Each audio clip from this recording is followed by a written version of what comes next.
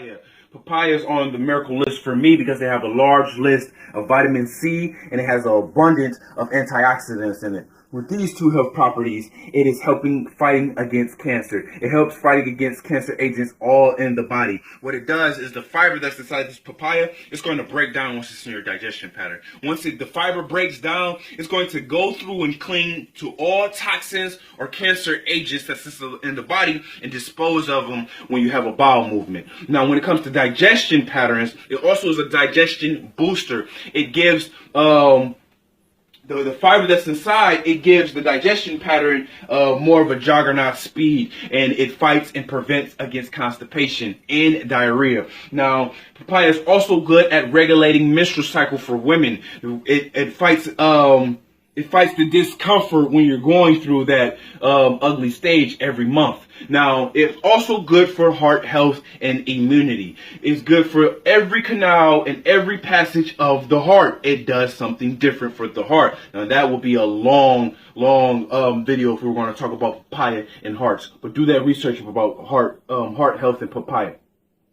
Now, it don't only work for the different organs like the bladder, the intestines, and the heart. It also is good for tooth pains. It works just as good as clove for tooths. It's also good at vision. I have read that it helps long distance vision. It's also good for skin, and it's good for hair, and it's good for arthritis. It has a calcium level, so it's going to help these type of cosmetic if you're having these type of cosmetic problems. Now, the papaya seeds, let me pronounce this right. The papaya seeds contains anthelmintic. It contains anthelmintic. What this do, it gets inside the intestines and it fights against worms and it fights against parasites. This is great. Not too many other fruits contain this substance that fights against the intestinal worms and the parasites that get into our daily our daily diet through the toxins. Now, it's good. It is good for cleaning the colon. When we are breaking fast, we need to be eating fruit so we can go through the assimilation period and we clean out all of the garbage from last night's dinner. Now, when it comes to eating the skin, do not eat the skin of papaya.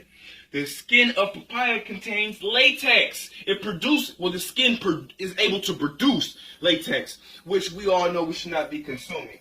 Now, when we come to this papaya, we have to understand that we need to eat only certain things that papaya is similar to. Mangoes, kiwi, different things like that. Because we have to understand that this papaya has an 8.5 level of alkaline on a minimum level. So it can go up to 9.5. This is a minimum level of 8.5 alkaline. So be careful when you are mixing papaya with other fruits. Try to eat papaya alone or mix it with mangoes or pineapples or kiwi or jackfruit or other fruits like that. Dosage out on this.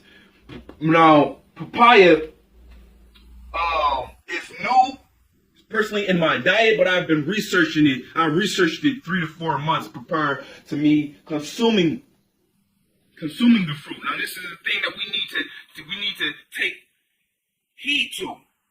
We cannot just eat. Oh, I'm gonna eat an apple and I'm healthy. That's not how it works. You have to find out the time you're eating the apple. You have to find out what's exactly in the apple, who you're getting the apple from, and you have to understand what are you eating with the apple. We have to break these things down, and that's when we will get to optimal health, folks. Now, this was only about papaya, so I'm going to keep it very short, but definitely add papaya when you're breaking your fast and on to your optimal health diet, period.